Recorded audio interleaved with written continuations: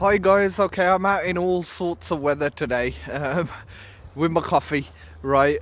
I'm just going for a different sort of background because of feedback. I've had some good and bad feedback, and I'm just trying to make everyone happy if possible.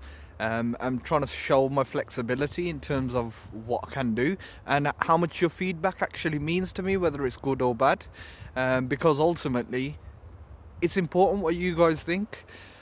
Right, okay, today we're going to just have a look at perspectives and judgments. Perspectives meaning different people's views on judgments of people. Okay, sounds a bit weird, but now that I've said it out. Okay, one of the feedbacks, should I say, was to sort of plan what I'm saying before I say it. Maybe I could have done with that today. Okay, right, views. Okay, let's look at a bad view initially. Okay, we're gonna look at a murderer. Okay, so a murderer, he goes to jail. He actually does murder someone, and a lot of people view him as a bad person, a very bad person, and obviously for good reasons why they would.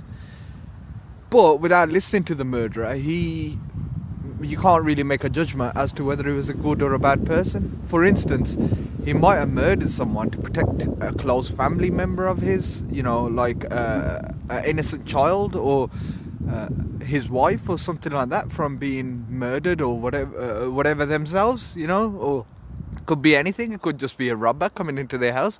Thing is, you ain't never gonna know whether he's a good person or a bad person and judge him, which ultimately, technically, should only be God's decision on who's a good person or a bad person, really, don't you think?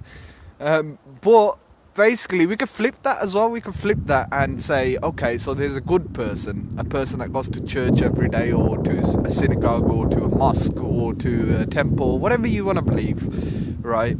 And he goes in there and he's a devotee. He tries to give all of his soul to God, right?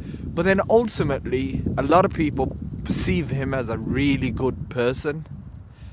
However, let's just say that he was, behind the perspective of him being a good person, he went into the church to steal money or to the temples or whatever, yeah, or his nature at home, he was a abusive husband or, a child molester or something like that, then who are we to judge that he's a good person? Technically, again, we're doing God's job. So aren't we the bad person for judging him rather than just living our lives and being happy? Think about that.